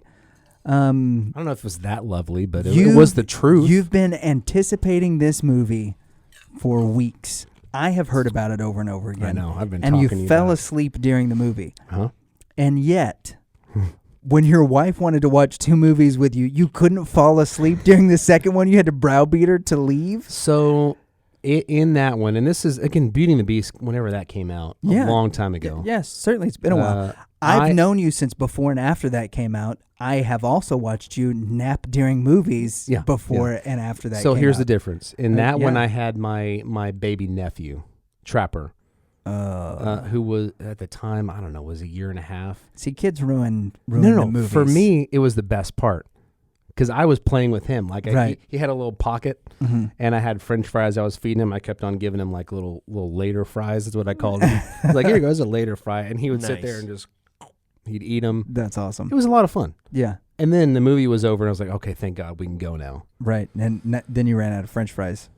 Yeah. He ran out because I had fed him all. Okay. Well, that makes sense. So it was redeemable. You can't from sleep that. through the movie when Trapper is there. Right. Yeah, okay. And also, there were enough girls in the bed of the truck This is back in time. Several of my cousins were there. Sure. All the girls were in the back, and I had either a lawn chair or I was standing holding the baby. But again, all right. Well, that makes makes more sense. It was fun. So that's what I like is I had a really fun experience. Yeah, experience. Have you seen Tenet yet? That I did not see. The movie. No, I had not. Oh man, it's awesome. It looks good. It's definitely on my list. I mean, but I haven't been out to the movie theater in a while. Like in about 6 or 7 months. Now that the actually, movie no, I did Whoa. see. Oh, sorry. No, is you're fine. Is that too much? Yeah. No, it's just it's great. It was the Oh my perfect gosh. amount of energy. Just so much I got enthusiasm. excited because I saw that. I did see I heard Indiana it. Jones in the movie theater. It was Which like, Indiana Jones? which one? Raiders of the Lost Ark. Okay, Yeah, good. So, yeah. Yeah. The Classic. Good choice. 2 is horrible. No one really talks about 2. Temple of Doom. That was 3. Yeah, that was 3. No, 3 is the Crystal. Is the Last Crusade? No, 4 no, is no, the Crystal Skull. 3 is the Last Crusade. Last Crusade, and 4 yeah. is the Crystal Skull. Okay, Yeah. the Then, Crystal yes, Skull I is agree. horrible. Temple of Doom It was horrible. is out. Oh, you know It's what? out That for was the me. one that was actually in India. I That one. liked the Temple of Doom more than I liked the How Crystal so? Skull. And I really liked it whenever How? I was a kid because that guy just pulls the heart out of the guy It and was just takes a bite out of horrible. it. I mean, no, that I was saw horrible. it for the first time when I was like 7, and I was like, that is awesome. That's horrible. That is objectively awesome. Yes. But No, man. But it's a terrible movie. The plot is it horrible. is not worse than the Everything- Crystal Skull. The love. No. Crystal Skull wasn't that bad. Oh my God. Aliens and Shia LaBeouf? No, man, it was all right. I can't decide which movie I hate more, honestly. Yeah, Crystal Skull, No. way worse. No. Yes. Oh, it's so bad. Are you kidding me? It is I so do think bad. I hate Crystal Skull more. Thank you. But it's like Crystal Skull, Temple of Doom, and then the other Indiana Jones, which are way Well, up there. obviously. that's fine. Yeah, for sure. I'm saying Yeah. perspective is important here. Yeah, Raiders of the Lost Ark and Last Crusade are amazing. Yeah, for sure. We can agree on that. Yeah. But And the Crystal Skull sucks more than anything has ever sucked before in the realm of Indiana Jones. Oh, okay. No. Yeah. I was about to say, except for The Something. Last Jedi. Yeah, I knew where you were going. I saw where your head was at. Just because you can't Star appreciate Wars. somebody with artistic vision coming into the Star Wars I realm. probably bring this up on every episode that he likes The Last Jedi. and Wait, I yes, hate it. I remember listening to this actually. So you were saying. So you're one of the 2 people that will listen to this yes, later. you said episode 3 is the best. Episode 3. Episode of the prequels, yes, episode 3 is the best. Well, there's episode 3, and then there's Yeah. 4, there's, 5, 6, and then right. there's the 7, 8, 9. Yeah. Yeah, so episode 5 is probably my favorite now that I'm an adult. Which is Empire. Yeah. Okay. Empire, I think, is I my would favorite agree with now that. that I'm But an adult. they don't call them episodes on 4, 5, and 6, right? They do. It's episode 1, 2, 3, and then it's what, like the No, it says saga. It's like I It don't- says episode. I think on the Is it all scroller episodes? it does Yeah. say 4, 5, and 6. Yeah, Okay, well. yeah. Starting in the early 80s, which was it started odd to say it was 4, odd 5, for the and first 6. movie to start with for episode Lucas 4. to choose in the scroll. No, I'm saying in the title scroller. You know what? It may not have said it originally. It did not say it Okay, originally. it didn't say it Originally, it just It said just said Star 4, 5, Wars. 6. No, originally it just said Star Wars, and then the scroll would come and it would say A New Hope. Oh yeah, Because yeah, I have a digitalized version of the very first one. I've seen. Nice. I saw it on YouTube. All of the updates that they made to the scrollers because I'm a weirdo. That Really? Yeah, likes they to watch. updated. I did not know things. that. Yep. Okay. But Nice. yeah. So 4, 5, and 6. I would agree. And we'll talk Star Wars again because Yeah, sure. Because Yeah, we can Star talk Wars about is it. the But you best. know what? That leads me into my Yeah. here's some stuff. that I Okay, like. here's some stuff you like. Yeah, Star so Wars. Oh, there you mine go. You got your book. is Thrawn Ascendancy, Chaos Rising. Mm. So when Disney relaunched the Star Wars universe and they made a lot of the extended universe stuff Love it. And then they made- non-canonical. and they made all those bad movies. Really? I Seriously? mean, do you not like any of them? The sequels. Yeah. Yeah. You don't like them? See, I probably- really loved 7. I probably like, and I know The Force this Awakens. is problematic, but I probably like The Force Awakens the most. Yeah, I don't know why that's problematic. Well, because Is that the last one? There isn't. No, it was the No. new, it was the it was the first one of the First sequels. one was great. Yeah, it was. It was awesome. There's an argument that it's a shot-for-shot remake of sorts of A New Hope. Like that. Sure. And Right. so who cares? I'm Yeah, it's adding great. that It disclaimer. Yeah, reawakens let's, the whole liking of I agree. right. Star Wars. I think and they- I let's think also they- let's And pitch Gary the V next- this thing. You can't beat what you copy. So if it's a shot for shot remake, great job. Yeah. All right. Stellar. You're a Gary V fan? Yeah. Yes. Oh yeah, That's me good. too. That's great. We're in good Gary company. V. Yeah. Yes. So you can't beat what you copy. That's good.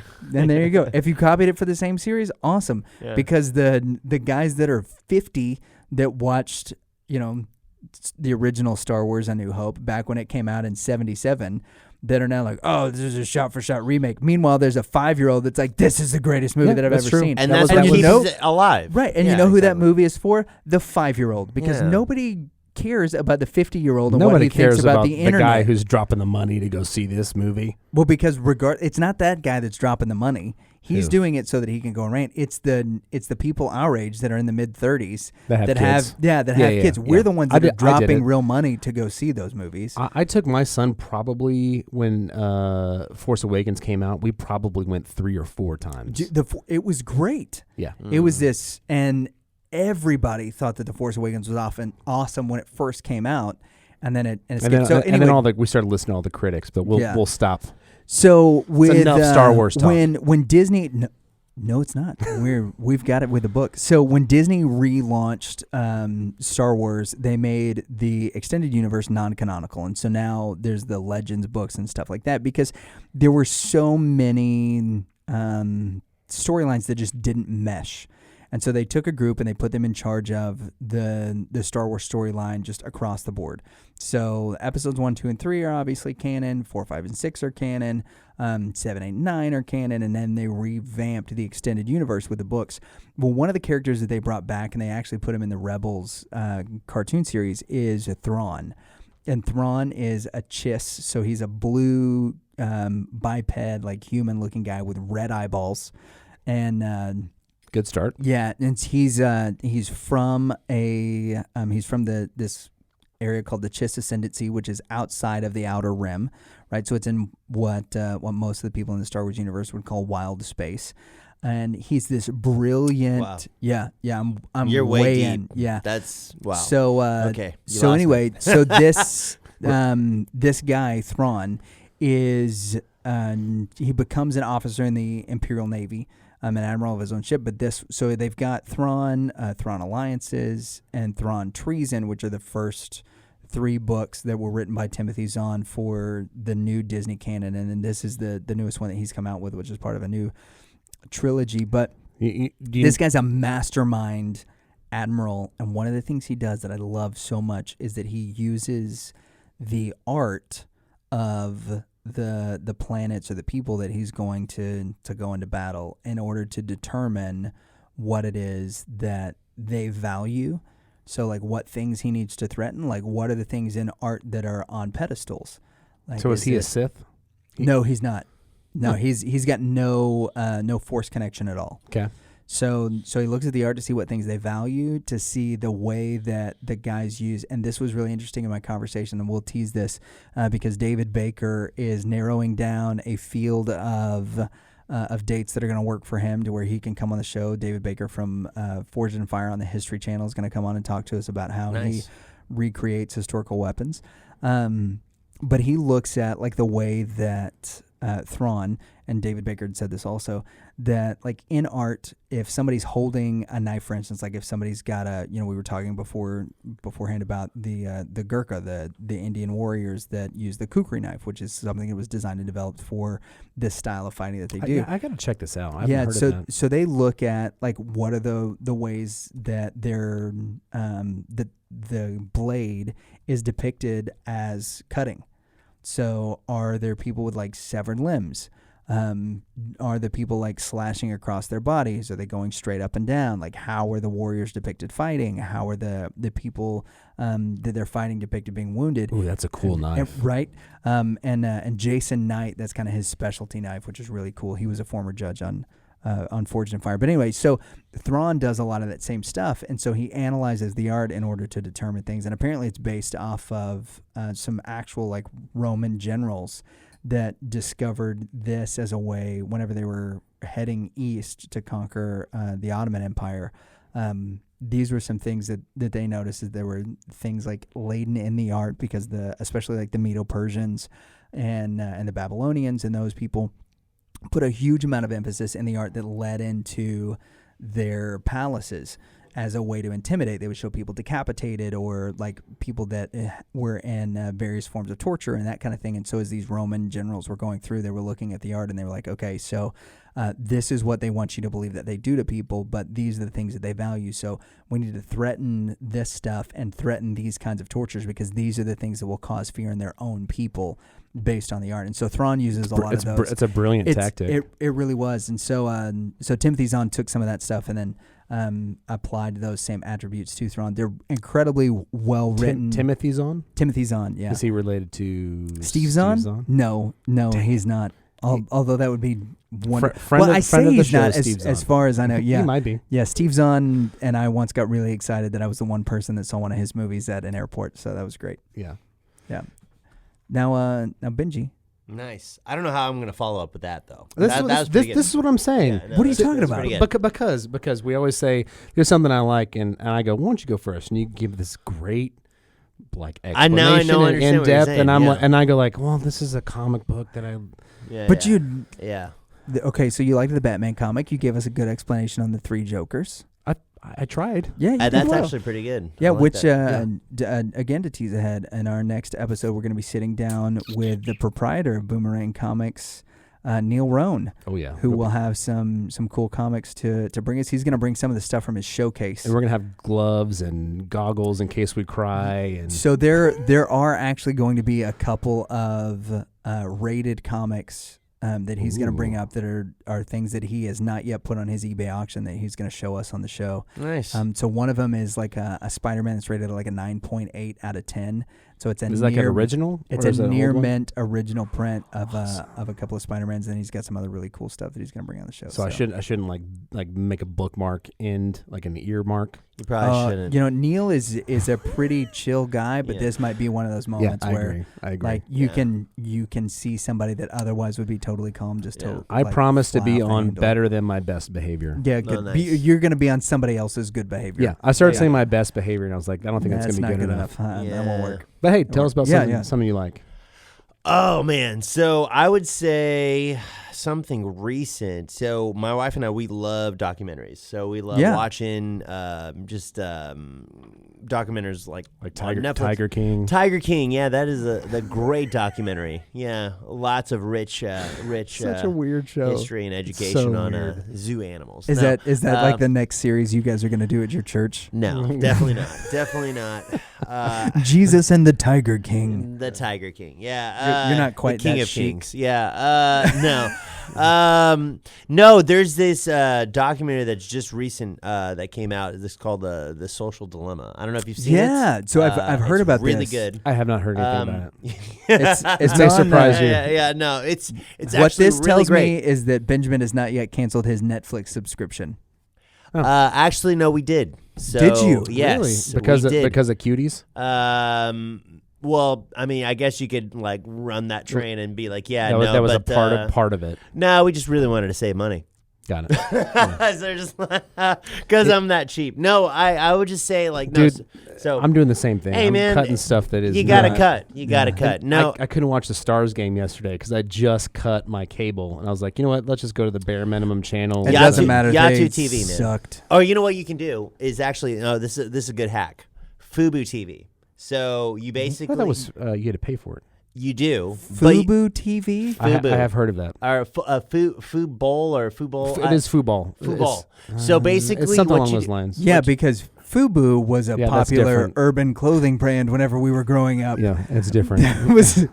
I don't think unless they're making velour jumpsuits free. Know that's really what. Bro, you're so right. You could Fubul. FUBUL. Yeah, I think it is. Yeah, something like that. Or FOBUL. Anyways, all that to say. FUBU. What an odd marketing scheme of like okay, if you buy a velour jumpsuit, then you can see the hockey game for free.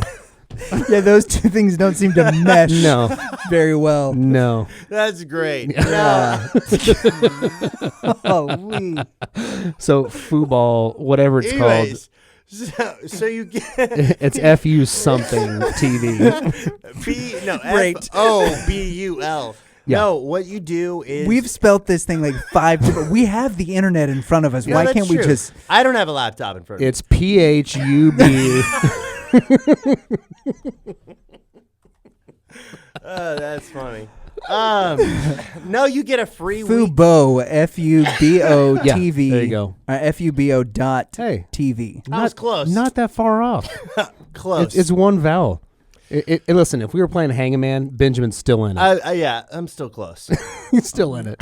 He's got a head and a neck and 2 arms drawn. So the hack is that you basically put in FUBU does have a great new product line today. Hey, did Damien? Damien, I think is his name, Damien, right? He's on Shark Tank. And Yeah, I want to hear Damien. this. Yeah. He did do. He did FUBU. start FUBU. FUBU, yeah. Okay. Yeah. Cool. Yeah. Cool. I mean, Back to your story. Made good money.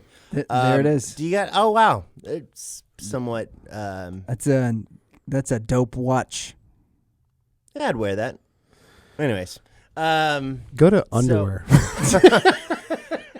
it's a lot of space. Actually, not what I was thinking. No, that looks a lot like Under Armour. Yeah. Yeah. Anyways, no. So basically, Performance.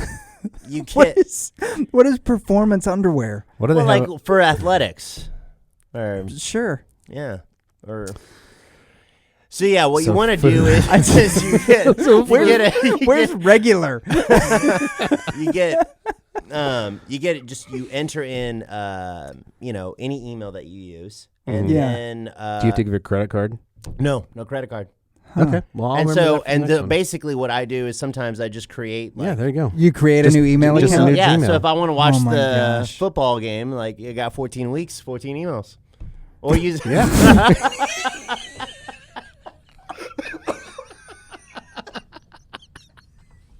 I mean, the amount of It's time. a great life hack. The amount of time that it takes to create an email versus earn like $65.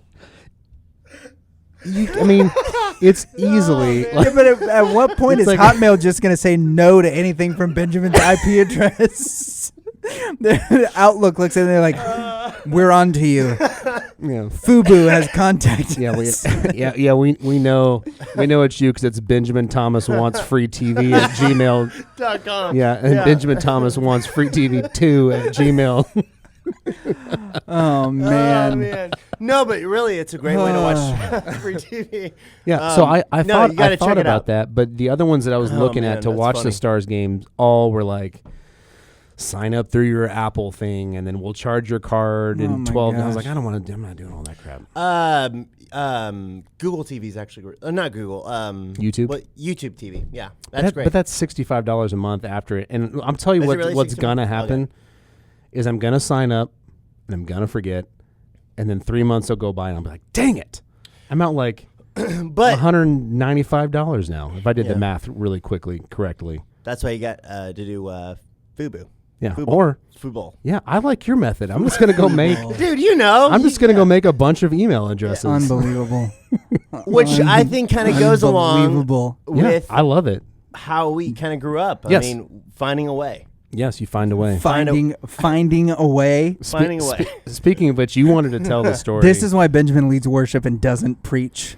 Like this I exact do reason. preach, but you know. Yeah, that's- Ooh. yeah. You preach about finding a way. You gotta find a way. So worship ministers can preach. It's not. yeah, they can. Do yeah. do you? Well, no. do- They're allowed to preach. That doesn't mean that they can preach. Yeah. I think I said Just like there are do. several pastors that Can lead that worship. are allowed to lead worship, but Yeah. that doesn't mean that they. So can as a lead worship leader, when you're preaching, how many hacky sacks do you use? Hacky sacks. None. Danley Yeah. typically has like an ask a pastor question, Yeah. and so I guess. Oh, this and then he was his- throws a hacky sack. Or? No. No, I'm just making fun of the worship leaders of the world playing Yeah. hacky Yeah. sack. Like how many pairs of Really, that's a, more of a youth minister probably. What- Yeah, You know, how many you know, hacky sacks does your I youth would say minister that, have in and his then office? 10, 20 years ago. I don't know. Well, I think the more Not 20, but- the more appropriate question for a worship leader nowadays might be as a modern worship leader in a contemporary church, what is the quota of pairs of skinny jeans that you are mandated to have? Yeah, no, that is an underlying joke for sure. Yeah. And I see the hat that you have on. Is that only to hide that you've got the worship leader llama haircut with just a little flip over the front? I like the short edges. So okay, yeah, no, for me sure. too. Yeah. Except that I'm growing it out. I'm taking this opportunity. High and tight, my friend. I'm taking this opportunity of not going into the office for 6 months, and I'm going to grow it all out. You should. You used to have I'm long trying. hair. Yeah, I did. Back in the day. Yeah. I did not have the right products for that hair, but What? I'm trying it out now. You Listen, don't have the right I have products for that very hair? tight curls, Yeah, you do. Yeah, I remember that. and I've got to have something, otherwise it turns into an afro really quick. I didn't have So, the right products for that hair. So hey, while we're on this, I've got a question for Lucas. yeah. Ask me your question, and then we can get back to Benjamin's thing that he likes. Yeah. Oh, dang oh yeah, it. that's right. Oh yeah, yeah.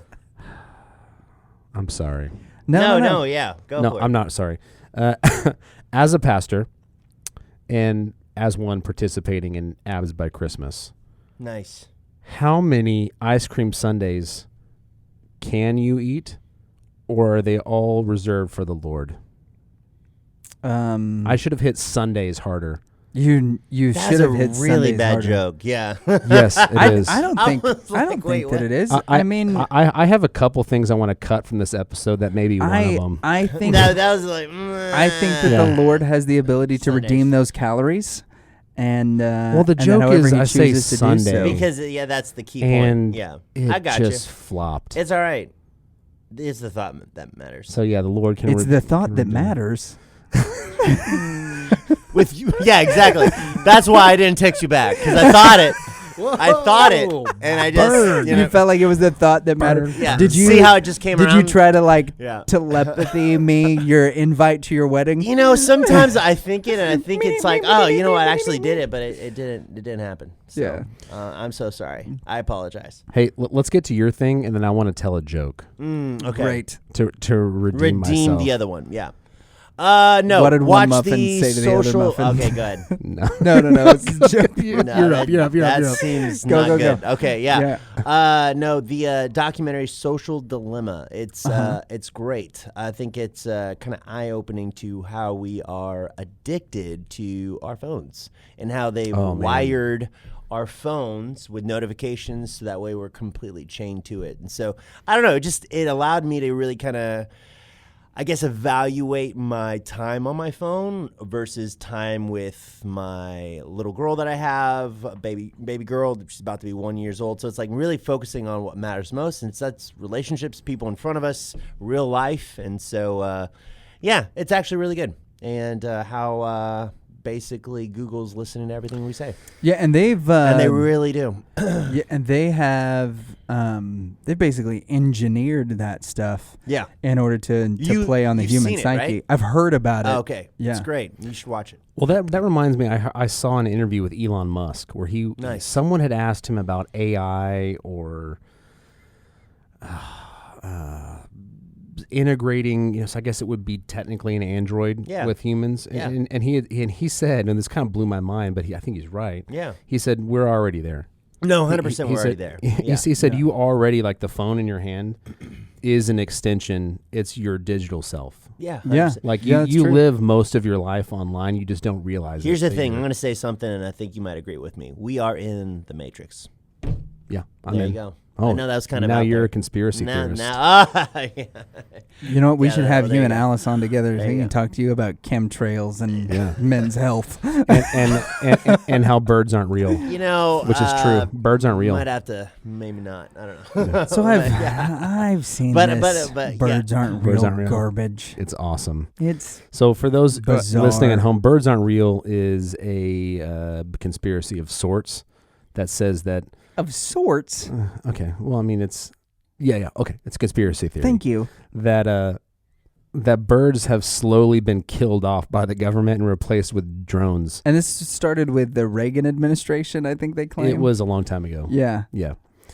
Before they had drones. So I have a new T-shirt that says "Chickens aren't real" Yeah, which is just throwing shade at me. in honor of the chicken update. Yeah. Yeah. check it out on our website, revandrep.com. It'll be up there in like 9 months. Yeah, so we are, thank you. Thank you. That's also a direct throwing of shade at me. No, that's okay. Why? I'm not wounded. I control the website. I update it. We are contemplating now about whether or not we're going to get a new batch of chicks, because we have we've You've prepped, graduated most of them, right? Yeah, we've prepped the last group, and they're going to be sent over to Pink Moon Farms. Some Spitzhaubens, some Polishes, some black silver-laced Wyandottes. We've got a cool assortment of stuff that's about to head out to the farm. And our friends over at DNL Farm and Feed have a new assortment of miniature chickens. They're called bantams. They get to be between like 1 and 4 pounds. And they're all feather-footed, so they could be silkies, they could be bantam cochins and all this stuff. So they have no idea what's in there, what they got from this assortment. But they do know that they're all pretty rare. And chickens. Yeah. And they're all like half the size of a regular chick. So literally, like a regular chick is maybe like 3 inches tall. These little guys are like 1.5 inches, and they can't reach anything on their own. And I will say, and I use this word very sparingly in my life in general, they're the cutest stinking things I've ever seen. And like it changes as soon as my wife sees one of these. Like her voice goes up like 5 octaves. Okay, yeah, that's how you know they're cute. Yeah, and that's why I feel comfortable using it, is because now that's become my gauge. It's validated. Like when my wife sees something and she's like, "Oh, that's cute," I'm like, it's not. Yeah, when it's that. Yeah. Like, okay, that is the thing that's cute. This other thing, you just said it was cute because it's our friend's baby that you think's ugly, but you just called it cute. But you have to. I'm sure your baby's cute. Yeah, she is. Cutest baby ever, honestly. But that's you didn't raise your voice, so now we know that's that good. It's probably not true. That's good. That then indicates there's no lie. There's no lie. Yeah, just straight up it confidence. indicates a truth. Yeah. So I've got something to say to both of you. Oh, okay. gosh. All right, here we go. We're gonna have a moment of real. I've lost interest. Let's do it. I'm all about real. So I want to apologize publicly Nice. to both of you, because I was not there for big moments in your lives. Your wedding and then the birth of Ellie. Did Benjamin text you and tell you that he was having a baby? No. And then No, not I did. invite I you did. to come? No. But I've been in. I think I've said this kind of before, but Sure. This podcast specifically has really helped me come out of my dark shell that I've been in for a little while. Yeah. So I've really enjoyed doing this, and it's my new favorite way to talk to people. I say some dumb stuff, but ultimately I get to have like real conversations. Yeah, that's great. So anyways, I want to let you guys know that I've thought about that a lot. I think I let you both down. Well, but No, you didn't. I'm still there in the long run. Yeah. Yeah. And also, you couldn't have been at my wedding, and you couldn't have been at my wedding. Because I could have met Kirsten earlier and all this stuff. Well, sort of. I mean, we had a ton of stuff that was happening during that time, as far as like arrangements and things that we were having to make. I think it could happen, which is why I'm letting you both know. Well, and I appreciate that. I wasn't invited. Oh yeah, I didn't even tell you that I was getting married. I didn't even get a text. Yeah, you know. Yeah, our contemptuous freneminess had gotten to the point where I had nearly deleted you from my phone. When I was going through the people to invite, really? I just want you to know, I invited 600 people to my wedding, and you weren't one of them. And folks, that is what we call full circle. You know, it's all good. So, all right. So, are you guys ready to hear the best religious joke of all time? Oh my gosh. So this is by a comedian called Emo Phillips. I'm going to give him credit because I did not. Please give him credit for whatever atrocity you're about. I did to not assault write us this joke. with. I think it's funny. I think you'll like it. Okay. All right, you guys ready? No. You really don't want to hear no. Yeah, no, I'm in. Okay. I'm in. All right. Once I saw this guy on a bridge about to jump. Oh God. I said, don't do it. He said, nobody loves me. I said, God loves you. Do you believe in God? He said, yes. I said, are you a Christian or a Jew? He said, a Christian. I said, hey, me too. Protestant or Catholic? He said, Protestant. I said, me too. What franchise? He said, Baptist. I said, me too. Northern Baptist or Southern Baptist? He said, Northern Baptist. I said, me too.